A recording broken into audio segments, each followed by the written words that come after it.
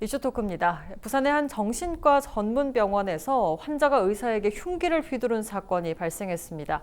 지난해 임세원법이 만들어져 의료인 폭행에 대한 처벌을 강화했지만 법안 개정이 무색하게 비슷한 사건이 또다시 일어났는데요. 환자의 생명과 건강을 지키기 위해 노력하는 의료인의 안전을 보장하고 병원 내 폭행 사건을 예방하기 위한 대책은 없을지 이 시간 이야기 나눠보도록 하겠습니다. 동서대 사회안전학부 김용호 교수와 이 시간 함께합니다. 안녕하십니까? 네, 안녕하십니까? 네, 반갑습니다. 안타까운 사건이 또다시 발생을 했는데요. 사실 환자가 의료인을 공격한 사건은 이번이 처음은 아닙니다. 네. 계속해서 지속적으로 일어나고 있고 또 고 임세원 교수의 사망 사건도 굉장히 큰 충격을 빠뜨리고 있는데 먼저 본격적인 이야기를 나누기 앞서서 의료인들의 피해 실태가 실제로는 좀 어떤지 현장의 상황을 좀 짚어주시죠. 예, 먼저 참 다시 또 부산에 이렇게 안타까운 사건이 발생하게 되어서 참 안타까운 마음이 너무 큽니다. 네네. 그리고 임세원 법 이전부터 해서 이렇게 많은 폭력 사건이 많이 발생이 됐습니다. 네네. 근데 언론에 이렇게 노출이 되고 이렇게 된 것보다는 언론에 노출이 되지 않은 그런 경우까지 포함한다면 엄청나게 많은 수의 그런 사건이 있었는데 네. 대표적으로 작년 12월에 보시면 이제 뭐 순천향대 그 천안병원에서 네네. 가족들이 이제 이제 의료 사고가 아닌 치료 중에 사망한 그 어머니에 대해서 이렇게 항의를 하는 과정에서 이렇게 의사나 아니면 그 의료인들에게 컴퓨터 모니터로 키보드를 이렇게 때려가지고 그 폭행 사건이 있은 경우도 있었고요. 네네. 그다음에 작년 10월에는 또 노원구에서 이제 환자가 흉기를 휘둘러서 의사 손이 심하게 다쳐서 이제 의사 선생님께서 이렇게 심하게 집도를 할 수 없을 정도로 이렇게 결과가 나온 경우도 있었고요. 예. 그리고 또 정신장애를 가진 20대 초반의 여성 환자가 이제 칼로 의사와 간호사를 위협하다가 의사가 이렇게 제지하는 그런 경우도 있었던 사례가 있습니다. 네. 그렇군요. 그러니까 말씀하신 것처럼 뭐 언론에 노출된 사건도 상당히 많은데 노출되지 않은 사건까지 포함한다면 정말 의료진들이 이런 위험에 많이 처해 있다라고 예. 볼 수 있을 것 같습니다. 부산에서 발생한 일과 유사한 사건이 지난 2018년 12월에 서울에서도 있었는데 네. 바로 고 임세원 교수 사망 이후에 의료법 개정안인 일명 임세원법이 만들어졌습니다. 주요 내용은 어떤지도 좀 짚어주시죠. 임세원법의 가장 큰 내용 중에 이제 한 두 가지 정도가 있는 게 이제 처벌의 강화가 있고요. 네네. 그 다음에 이제 시설에 대해서 이렇게 보호할 수 있는 보안 인력들 그런 두 가지 정도가 있는데 먼저 그 의료인에 대한 폭력에 대해서 가중 처벌을 할 수 있는 내용이 들어가 있는데 네. 그 의료법 13조를 개정을 하면서 이제 그 의료인에 대해 가지고 폭행을 하거나 상해를 하게 된다면 7년 이하의 징역 또는 1천만 원 이상 7천만 원 이하의 벌금에 처하고요. 네. 그리고 중상해의 경우에는 3년 이상 10년 이하의 징역으로 이렇게 가중 처벌을 할 수 있도록 이렇게 개정을 하였습니다. 그리고 만약 의료인이 사망하게 된다면 이때는 무기징역 또는 5년 이상의 징역을 처하도록 이렇게 개정하였고요. 이 개정 사항을 보시면은 일반 형법보다 네. 엄청 가중된 내용이 나옵니다. 보통 우리 형법상 폭행치사나 이런 경우에 3년 이상의 징역임에 반해서 네. 지금 의료법 개정에 대한 처벌 강화된 내용들은 상당히 가중 처벌이 됐다 이렇게 되고요. 네. 두 번째 보시면 이제 주치 강경을 하지 않는다는 게 또 조금 다른 점입니다. 네. 그래서 의료인에 대한 폭행에 있어서 이제 술에 취해서 그렇다 이런 이제 변명은 통하지 않는다는 것이죠. 그리고 이제 그 의료인하고 이제 환자를 보호하기 위해서 보안 인력 그리고 비상경보장치 같은 시설에 대한 어떤 방호 그런 내용들도 이렇게 조금 강화를 시켜놨다는 점이 좀 다른 내용들입니다. 네, 그러니까 처벌도 많이 강화가 됐고 뭐 술에 취해서 그랬다 이런 네. 내용은 이제 통하지 않게 맞습니다. 네. 여러 가지로 좀 강화가 된 사항인데 이번 부산에서 일어난 사건을 좀 살펴보도록 하겠습니다. 이 고 임세원 교수를 살해한 남성에게 법원이 판결을 내릴 때요, 뭐 정신장애로 인한 심신미약이 어느 정도 인정이 됐었습니다. 네. 그렇다면 부산의 이번 사건의 경우에는 처벌 수위를 좀 어느 정도로 예상을 하시고 계십니까? 아무래도 뭐 재판부에서 이렇게 결정할 사항인데 제가 감히 이렇게 조금 추측을 하자면 이전보다는 조금 더 강력한 처벌이 되지 않을까. 그 임세원 교수님께서 이렇게 사고를 당했을 때는 그 우발적인 내용이 있었었거든요. 네네네. 근데 이번 경우 같은 경우는 벌써 이틀 전부터 준비를 했다는 계획을 가지고 있었다는 점에서 상당히 조금 이 계획범죄라는 점에서 가중처벌을 하지, 아니, 조금 더 엄한 처벌이 나오지 않을까 네. 그런 생각을 하고 있고요. 네. 같은 그 조현병이라든지 정신질환을 가지고 있었던 내용에 대해서는 같은 내용이기 때문에 제 생각에는 아무래도 계획이라는 부분이 조금 더 이 처벌하는 데 있어서 결과적으로 이렇게 큰 결과가 나오게 된 점에 대해서 조금 더 엄한 처벌을 받지 않을까 그렇게 생각하고 있습니다.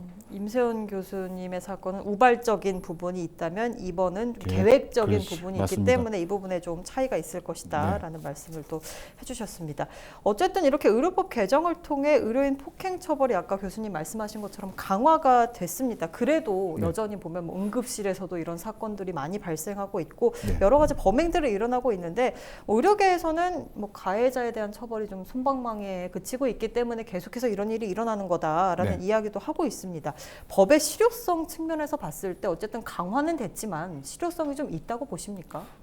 제 생각은 조금 다릅니다. 네. 법의 실효성 부분에 대해서 논하기보다는 좀 구조적인 먼저 그 입장에서 들어가야 되지 않을까 네. 그런 생각을 가지고 있는데 앞에 말씀드린 것처럼 법은 지금 특별법으로 이렇게 개정이 되면서 의료법 자체가 특별법인데 형법에 대한 특별법이지 않습니까? 네네. 그래서 지금 더 강력하게 지금 처벌을 하고 있습니다. 네네. 지금 이런 강력한 처벌에도 불구하고 사실 통계적으로 보면 어느 정도는 좀 줄어가 있단 말입니다. 근데 이렇게 죽음에 이르게까지 이렇게 강력 범죄가 발생하는 부분들에 대해서는 조금 구조적으로 좀 접근을 해야 되지 않을까 네. 이렇게 생각을 하고 있습니다. 네. 예를 들면 지금 1000베드 이상에만 지금 보안 요원들을 지금 배치를 하게끔 되어 있고요. 네네.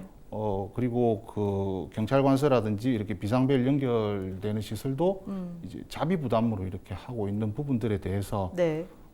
그렇다면 이제 그 방호의 개념을 한번 살펴보자는 것이죠. 네네. 그래서 100베드 그러니까 100병상 이하의 개인 병원들 같은 경우는 사실 지금 부산에서 발생한 이 병원도 의사 한 분에 간호사 한 분이 있는 그런 병원이었습니다. 네네. 그리고 병상을 가지고 있는 그런 시설의 병원 같은 경우에는 입원을 한다는 것은 24시간 운영을 한다는 것입니다. 그렇죠. 그죠? 그 정도 되는 시설에는 방호 인원, 그러니까 경비 인원이 한 명 정도는 네. 배치가 돼야 되지 않겠느냐. 그런 부분들을 조금 구조적으로 우리가 다가가면 이 법률적인 내용보다는 우리가 구조적으로 어떻게 변화를 시킬 수 있을 것인지 그런 부분을 한번 생각을 해봐야 될 것 같습니다. 그래서 네. 제가 생각한 내용들을 한번 보시면 이제 경비 인력들에 대해서 이제 수익자 부담의 원칙에 따라서 네. 우리가 공공기관에서 서비스를 할 수 있는 거는 극히 제한적이지 않습니까? 그렇죠. 경찰이 계속 이렇게 상주를 하면서 지킬 수 없다는 것은 그러면 사설 경비라든지 우리가 민간 경비를 용역업체와 계약을 해서 하는데 이 수익자 부담의 원칙에 따라서 그런 인력을 배치를 한다든지 또는 비상벨을 설치함에 있어서 기존 경찰청에서 어느 정도의 그 장비에 대해서 국고 지원을 한다든지 그런 식으로 해서 국민들의 어떤 그런 보호를 한다는 측면에서 접근을 한다면 국고의 재원의 확보와 그리고 수익자 부담의 원칙에 따라서 자비로 경비 인력을 배치를 한다든지 그 시설에 대해서는 24시간 운영이 되는 그러니까 병원에 입원을 할 수 있는 그런 시설의 병원에 대해서는 그런 부분들까지도 강력하게 포함시켜야 되지 않겠느냐. 지금 100베드 이상만 그렇게 되니까 개인 병원에서는 사실 경비가 들어가는 것에 대해서 부담을 느끼거든요. 가령 경비 인력 한 분을 이렇게 배치했을 경우 우리가 연간 한 3천만 원 정도 이렇게 소비가 되는데 그리고 그 경찰과 같이 이렇게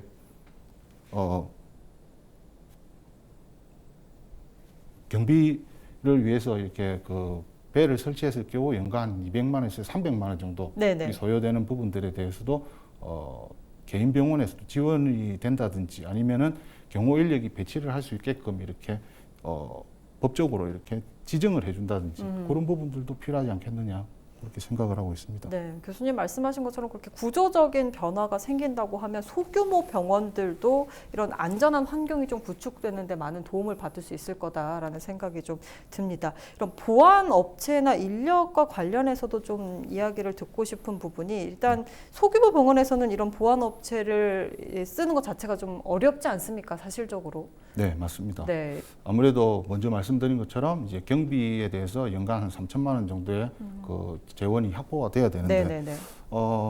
제가 그 경비 인력을 배치한다는 내용에 대해서 일반 개인 병원, 그러니까 진료만을 하는 그런 병원이 아니고 네네. 24시간 운영이 되는 병상이 있는 병원에 대해서는 100병상이 그 베드가 아닌 그 이하에 대해서도 24시간 운영에 있어서 방호의 어떤 개념이 있어야 되기 때문에 네네. 그런 부분에 대해서는 24시간 운영되는 병동이 있는 병원에 대해서는 그런 부분들이 법적으로 이렇게 지정이 돼야 되지 않겠느냐 네네. 그런 생각을 하고요. 네. 그리고 그 경찰관서와 이렇게 연결되는 그 경비벨 같은 경우에는 경찰청이라든지 네. 아니면 지방자치단체에서 재원을 뭐 50대 50으로 이렇게 나누어서 수익자가 50을 내고 그리고 국고에서 50을 낸다든지 네. 어느 정도의 지원은 있어야 될 것 같다고 생각을 하고 있습니다. 네. 그런데 이런 보안 업체 직원들이 만약에 파견을 나와 있다고 쳤을 때 이런 사건이 병원에서 발생을 하지 네. 않습니까? 그러면 이런 인력들이 조금 경찰처럼 이런 상황을 좀 제지를 한다든지 할 수는 없지 않나라는 생각이 듭니다. 실제로 그렇지 않습니까? 네, 맞습니다. 일반 경비원이라고 부르는 우리 경비업에서 일반 경비원이라고 부르시는 분들은 사실 단순히 네. 이렇게 감시만 하는 업무를 예. 하게끔 되어 있습니다. 그래서 일반적인 경찰의 업무를 할 수 있는 그런 권한은 없습니다. 예. 그래서 같이 맞대응을 했을 경우에는 뭐 쌍방폭행으로 입건이 된다든지 이런 네. 경우도 있기 때문에 이 부분에 대해서도 우리가 청경 같은 경우는 지금 그 자기가 근무를 하고 있는 그 범위 내에서는 경찰과 같은 업무를 하고 있거든요. 예, 예. 그리고 권한도 그렇게 주고 있습니다.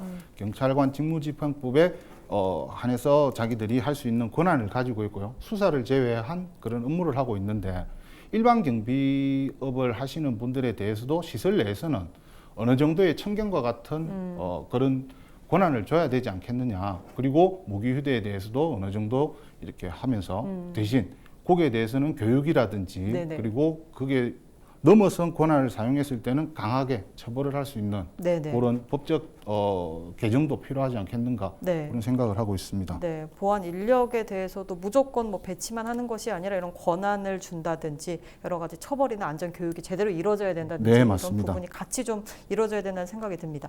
그렇다면은 해외에서는 좀 이런 의료기관 종사자 폭력 예방을 위해서 뭐 구체적으로 어떻게 좀 대응을 하고 있는지도 궁금하거든요. 사례 좀 소개해 주시죠. 네, 우리가 선진국이라고 부르는 뭐 미국이라든지 영국 같은 경우를 우리가 한번 살펴보면요, 영국이나 미국에서도 지금 의료인에 대한 폭행이라든지 이런 네네. 부분들에 대해서는 상당히 중하게 이렇게 처벌을 하고 있고요. 그리고 그 가이드라인을 항상 정해놓고 있단 말입니다. 그래서 의료 및 사회 서비스 제공에 대해서 발생할 수 있는 그런 폭력 위험을 최소화하기 위해서 네. 환경의 개선 이렇게 권고를 하고 있습니다.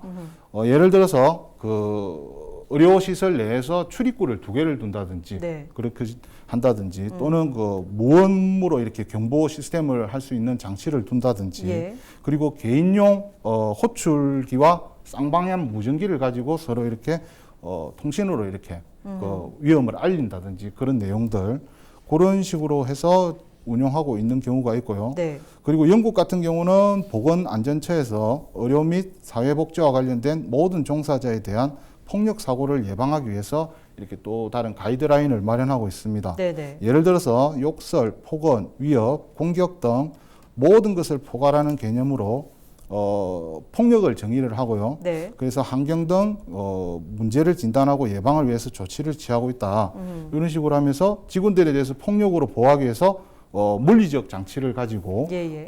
비디오 카메라라든지 알람 시스템 또는 직원이 있는 그러니까 볼 수 있는 단을 높이 가지고 있는 그런 접수대들을 해서 이렇게 물리적으로 보호를 하는 거죠. 아, 네네.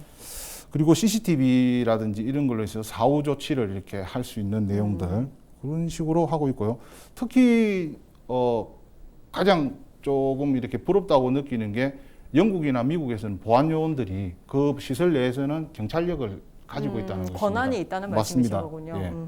그래서 자체적으로 방어를 할 수 있는 그런 능력들을 가지고 있다는 점에서 상당히 좀 부럽다는 생각을 많이 가지고 있습니다. 그러니까 해외의 경우에는 보안 인력도 일단 배치가 되어 있고 권한도 가지고 있고 이런 물리적인 장치도 충분하기 때문에 맞습니다. 어쨌든 그런 안전한 환경이 좀 잘 구축되어 있다라는 말씀을 해주셨는데 어쨌든 우리나라의 경우 임세원법이 시행이 되면서 처벌이 좀 강력해졌는데 이전과 비교했을 때 네. 그렇다면 법 시행 이후에 좀 줄어들긴 했나요? 그런 사건들이? 네, 조금 준 거는 사실입니다. 그래서 제가 자료를 찾아보니까 네네. 저희가 임세원 원장 저 선생님께서 이렇게 사고를 당한 게 2018년도 12월인데 그때까지 2018년도 기준을 보면은 167건에서 네. 지금 2019년도 8월 대비를 보시면 한 74건 정도로 사실 줄기는 줄었습니다. 네네. 그런데 이게 신고된 내용만 나오기 때문에 사실은 정확하게 통계 수치에 나오지를 않고요. 네네. 그리고 그 강력 사건, 그러니까 예를 들어서 살인이라든지 뭐 중상해 같은 그런 경우는 뭐 거의 비슷한 추세로 가고 있기 때문에 별반 이렇게 바뀌었다고 느끼기는 조금 어렵지 않겠느냐. 네. 그래서 뭐 아까 제가 계속 말씀드리는 것처럼 법을 변경한다고 해서 법을 개정한다고 해서 이게 줄고 그런 문제보다는 구조적으로 다가가야 되지 않겠느냐 그런 생각을 많이 하고 있습니다. 어쨌든 계속 이런 일이 반복되는 거 보면 처벌을 계속 강화한다고 해결될 문제도 아닌 것 같고 아까 교수님 말씀하신 것처럼 좀 안전한 환경이 좀 잘 구축이 돼야 될 것 같고 또 사회적인 인식도 좀 변화가 돼야 될 것 같다는 생각이 드는데 그 부분에 대해서는 좀 어떻게 생각을 하시는지도 궁금합니다. 네, 맞습니다. 지금 의료인들의 그 사고가 사실은 많이 발생이 되고 있거든요. 네네. 그리고 우리가 응급실 같은 데를 한번 가보시면 그 자기의 어떤 그 원하는 바를 들어주지 않는다고 해서 그 자리에서 항변을 하다가 우발적으로 폭행이 발생이 될 수도 있고 네. 그런 경우가 많습니다. 그러면 그런 내용들을 한번 보시면 그 당사자인 의료인들만 문제가 아니거든요. 당장 그 응급실에서 치료를 받는다든지 급하게 그 의료 서비스를 받기 위해서 오시는 분들에 대한 어떤 그런 의료에 대한 제공을 박탈을 시킨단 말입니다. 네네네. 그래서 그런 부분들까지 생각을 한다면 과연 이 지금 계속 나왔던 내용처럼 법적으로 이걸 강화를 시켜서 뭐 어떻게 하겠다 그런 것보다는 계속 얘기하는 것처럼 구조적으로 어떤 시설이라든지 아니면 근본적인 문제를 해결할 수 있는 방법을 찾는 게 가장 중요하지 않을까 그렇게 생각을 하고 있고요. 네. 그런 부분들에 대해서는 계속적으로 학계라든지 또는 정치라든지 또는 지역에 관련되는 분야에서 한 번 더 짚어보면서 이번 사건을 계기로 해서 과연 무엇이 정말 문제인지 한번 살펴봤으면 그런 생각을 많이 가지고 있습니다. 네, 알겠습니다. 네. 오늘은 병원 내 의료인 안전과 관련한 이야기를 이 시간 나눠봤는데요. 의료기관의 안전한 환경 구축도 중요하지만 또 사회적 인식도 변화하는 것이 참 중요한 것 같다라는 생각이 듭니다. 이런 일이 다시는 발생하지 않았으면 좋겠습니다. 이슈토크 오늘은 여기서 마칩니다. 고맙습니다. 네, 고맙습니다. 감사합니다.